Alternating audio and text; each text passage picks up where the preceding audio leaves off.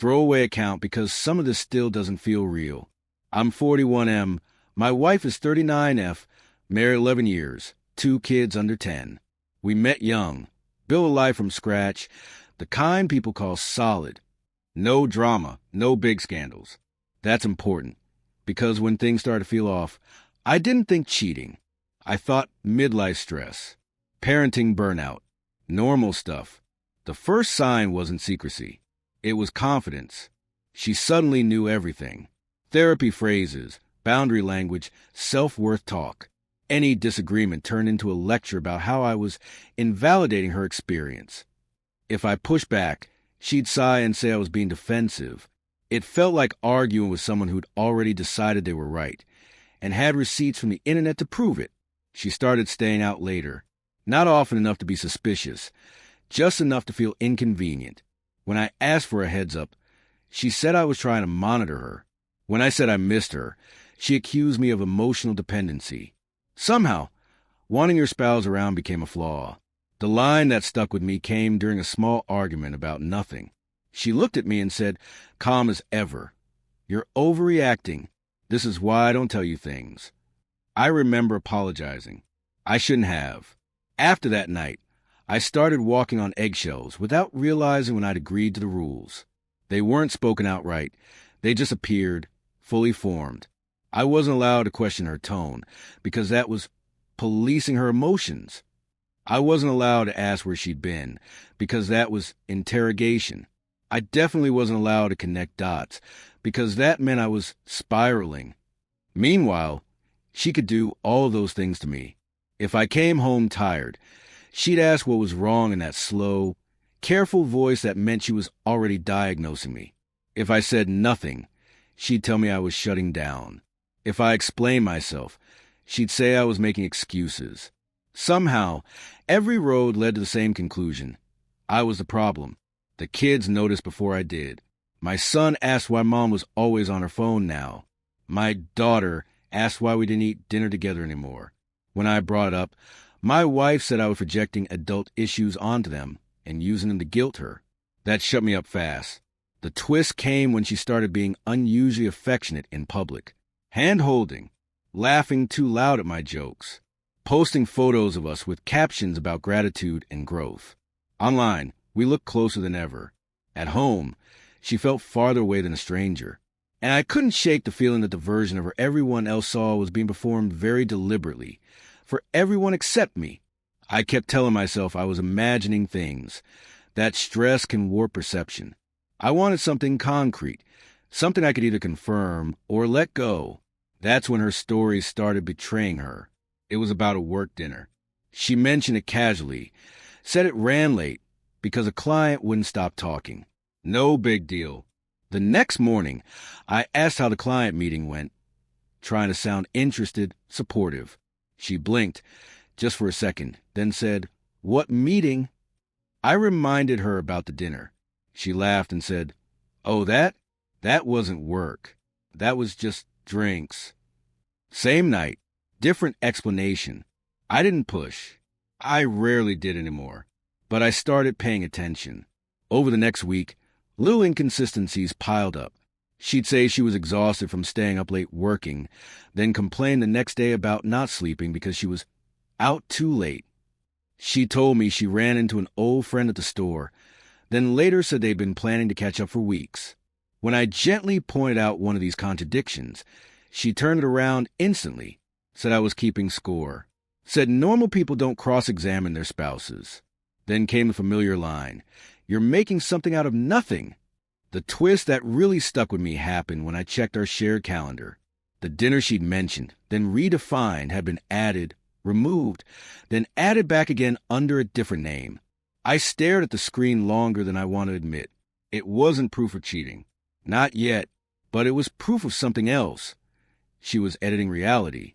And once I saw that, I couldn't unsee it. I finally broke my own rule and asked what I wasn't supposed to ask. It wasn't dramatic. We were cleaning up after dinner. Kids already in bed. The house quiet in that heavy way it gets when something's about to go wrong.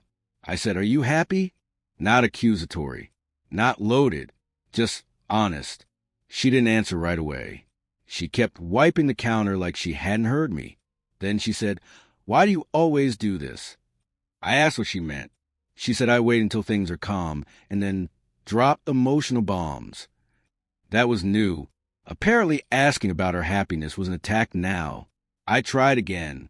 "I just feel like we're disconnected." She laughed, actually laughed, and said, "You're reading into things again." Then she added, "This is why I don't open up to you." That sentence landed hard. It reframed the entire conversation as my fault before it even really started. When I asked what she did want, she said space. Not separation, space. With no definition, no timeline, just space. Here's the twist. 10 minutes later, her phone buzzed. She checked it instantly, smiled, and typed back while I stood there feeling stupid for even trying. When I asked who it was, she said, "A friend." In that flat tone, that means the discussion is over.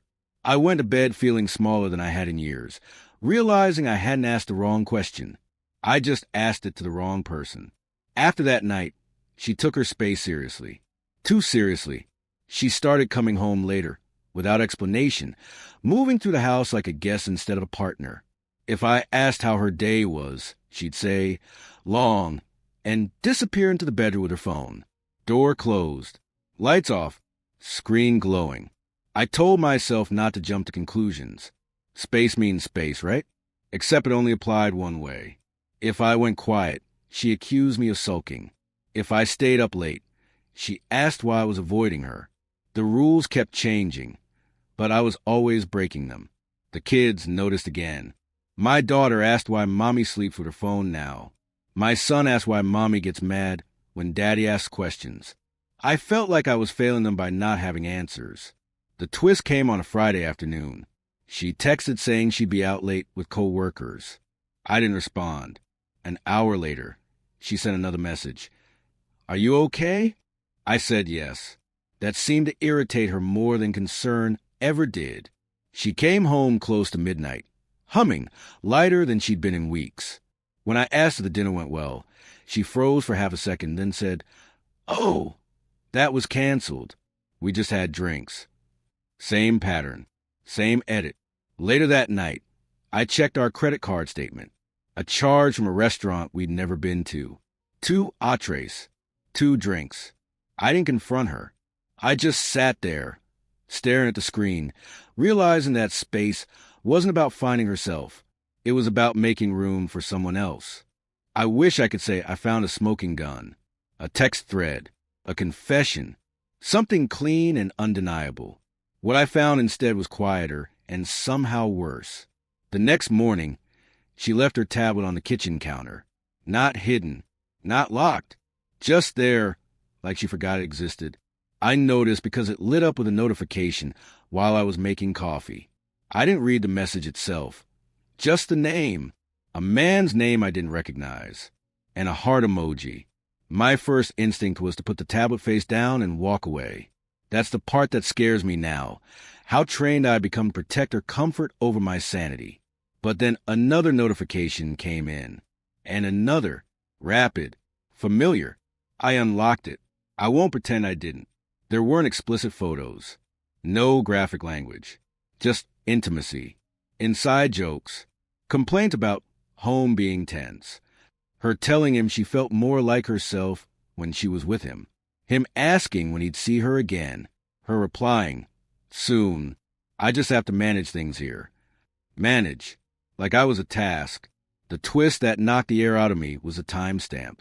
Some of the messages were sent while she was sitting across from me at dinner, nodding as our son talked about school. I closed the tablet and felt this strange calm settle in. Not relief, not rage, just a heavy certainty that the marriage I was trying to save had already been replaced, quietly, deliberately, by something else.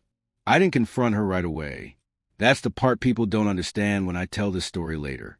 They ask, "How did you not explode?" The truth is, I was exhausted, not just tired, drained in a way that made anger feel like too much effort. Instead, I watched her. I noticed how she'd suddenly be in a great mood after being on her phone for 20 minutes in the bathroom, How she'd snap at the kids for small things, then soften immediately after checking her messages. It was like her emotional fuel was coming from somewhere else now, and we were just background noise. A few days later, she confronted me. That's the twist.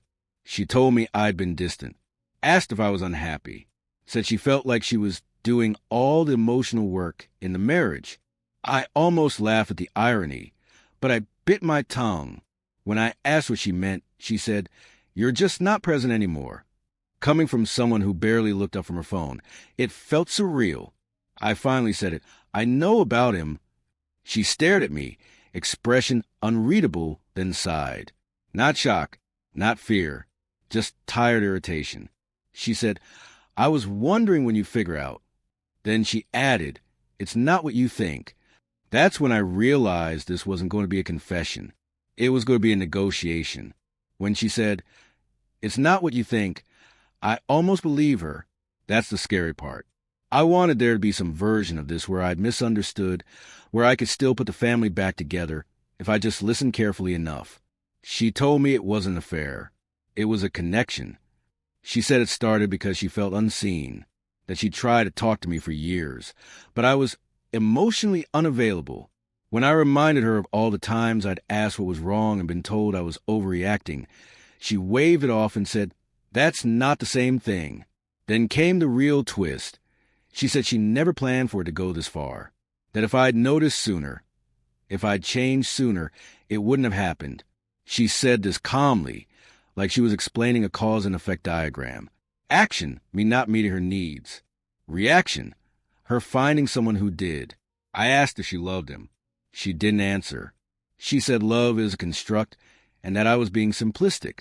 When I asked if she was going to stop seeing him, she said she needed time to think and space to process because I was making this about my pain. Somehow, within an hour, I was the one apologizing again for pushing her, for not being patient, for reacting emotionally. After she went to bed, I sat alone in the living room and felt something new settle in. It wasn't heartbreak. It was a realization that no explanation she gave would ever include real accountability. And that meant this marriage was already over, whether I accepted it or not. Up until that point, I'd been moving in slow motion. Like if I didn't make any sudden decisions, the ground might stop shifting under my feet. I kept thinking about logistics, about fairness, about how to minimize damage. Then the kids walked into the room, and everything snapped into focus. My son asked why Mommy was crying so much lately. My daughter asked if we were mad at each other. They weren't dramatic, just curious, the way kids are when they sense something is wrong, but don't have a language for it yet. I looked at my wife, waiting for her to step in, to reassure them, to act like a parent instead of a problem. She didn't. She stayed quiet, eyes on her phone. That was the twist I wasn't prepared for. Later that night, I told her we needed to talk about the kids. She sighed and said, "Please don't weaponize them." Weaponize, like caring about their emotional safety, was manipulation. She said they were resilient, that we shouldn't model insecurity by making a big deal out of adult issues. I realized then how differently we were seeing this. To me, the kids were the center of everything. To her, they were an accessory to the story she was telling herself. A story where she deserved happiness at any cost, and everyone else would adjust. That night, I lay awake listening to my children breathe down the hall. And for the first time, the question wasn't, can I fix this marriage? It was, what am I teaching them if I stay? People talk about choosing yourself like it's empowering. Like there's a moment where you stand up straighter, feel stronger, reclaim something. That's not how it felt. It felt quiet, heavy. I didn't feel brave at all. I felt tired of pretending this was something I could still fix. The decision came the morning after that conversation about the kids. I was making breakfast, flipping pancakes on autopilot, when my wife walked in already dressed, phone in hand, smiling at something on the screen. My daughter asked if Mommy was staying for breakfast. She said no, she had plans. Didn't say with who. Didn't say when she'd be back. Something in me just stopped. I realized I was the only one still acting like we were a family unit. The only one protecting routines, feelings, normalcy. And that meant I was also the only one absorbing all the damage. I told her we needed to separate. I didn't raise my voice. I didn't accuse her. I just said it plainly. She stared at me like I'd spoken another language, then said, "You're being dramatic." That familiar phrase, one last time. I told her I'd contacted a lawyer. That's when her expression finally changed. Not sadness, not guilt, but calculation. She asked what I'd told them, asked if I thought about how this would look. In that moment, I understood something clearly. She wasn't afraid of losing me. She was afraid of losing control. After I told her about the lawyer, the atmosphere in the house changed instantly. It was subtle but unmistakable. She became careful, measured, like someone who realized the rules of the game had just changed and needed time to adjust her strategy. That night, she was unusually calm. Too calm. She suggested we talk things through like adults. Said she didn't want this to get ugly. She reminded me of everything we'd built together, of how hard divorce would be on the kids, on our finances, on our reputations. That last part stood out. Reputations. Here's the twist. She also suddenly wanted to fix things. She said she'd cut contact with him. Said she'd been confused, overwhelmed, lost. She cried for first time since I confronted her. Not messy crying, but controlled, quiet tears. She asked if we could try counseling, if I'd be willing to fight for the marriage the way she claimed she always had. A week earlier, those words might have saved everything. But now, they sounded rehearsed. I didn't feel relief. I felt clarity. Her urgency wasn't about love. It was about consequences, about losing the version of the story where she stayed in control and everyone else adjusted. I told her I needed time and space. She nodded, said she understood. Then, 10 minutes later, I heard her on the phone in the other room, whispering angrily, saying my name like it was an inconvenience she hadn't planned for. That's when I knew the decision I'd made wasn't impulsive. It was overdue. Over the next few days, I watched her adjust in real time. That's the only way I can describe it, like someone recalibrating after realizing the old tactics won't work anymore. She wasn't frantic. She was careful. Every word felt measured, every gesture intentional. She told me she'd stopped talking to him, said she blocked his number, said she wanted to focus on healing. I didn't ask for proof. That surprised her. I could tell by the way she kept circling back to the topic, offering reassurance I hadn't requested. "I just want you to know I'm doing the right thing," she'd say, over and over. Then I noticed the gaps. She'd leave the room to take calls. Her phone was suddenly always face down again. One evening, I saw a notification light up with a name I didn't recognize. Different from before. New contact. Same pattern. That was the twist that sealed it for me. She didn't stop lying. She just updated the system. When I finally told her I didn't believe her, she didn't argue facts. She attacked intent. Said I'd already decided she was guilty and nothing she did would be enough. Said I wanted out and was looking for justification. Somehow, her continued deception became proof of my unfairness.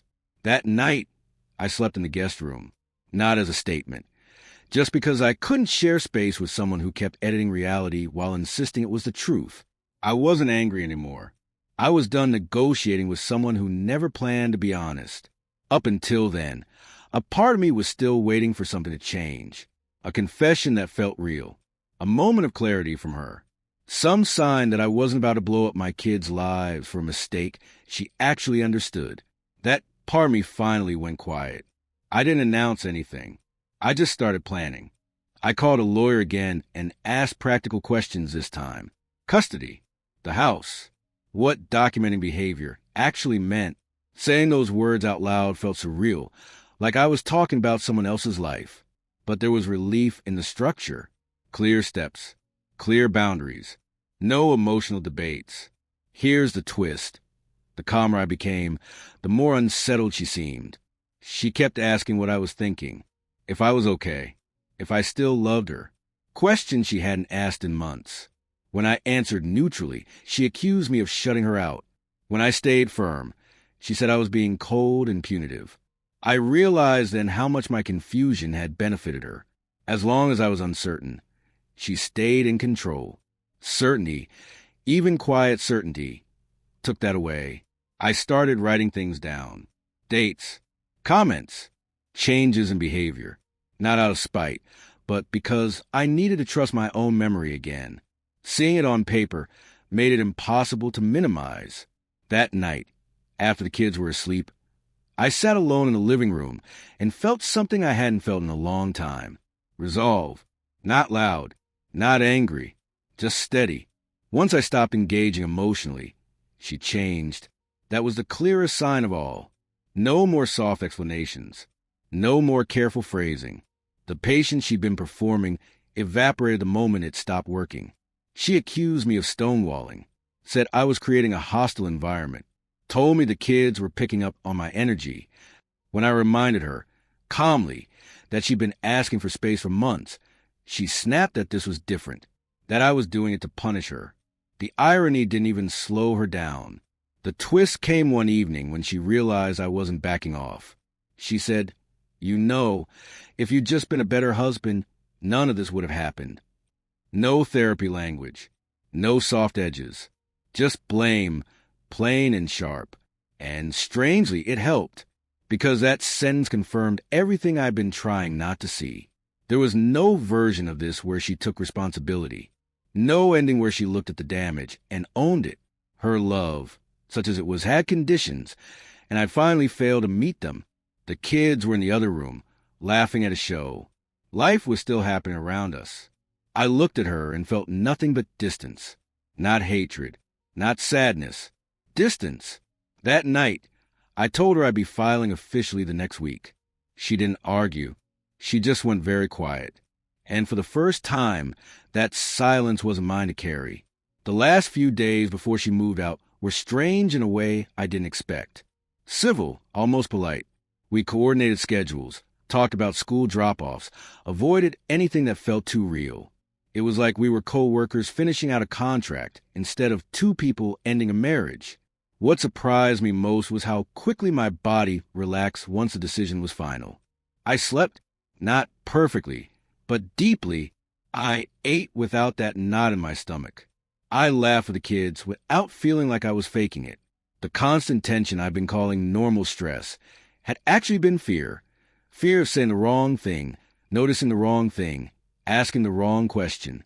The biggest lesson didn't hit me until my son hugged me one night and said, "You seem happier, Dad." That wrecked me, because it forced me to confront the truth. Staying would have taught them that love means shrinking yourself, that peace comes from silence, that honesty is optional if the story still looks good. Leaving didn't make me the villain. It made me present. I don't hate my wife. I don't even think she's evil. But I've learned that intentions don't matter nearly as much as impact, and love without accountability isn't love. It's control. If anyone reading this is stuck where I was, wondering if they're overreacting, here's what I know now. Confusion is a signal. Chronic confusion is a warning. And choosing clarity, for yourself and for your kids, isn't selfish. It's responsible.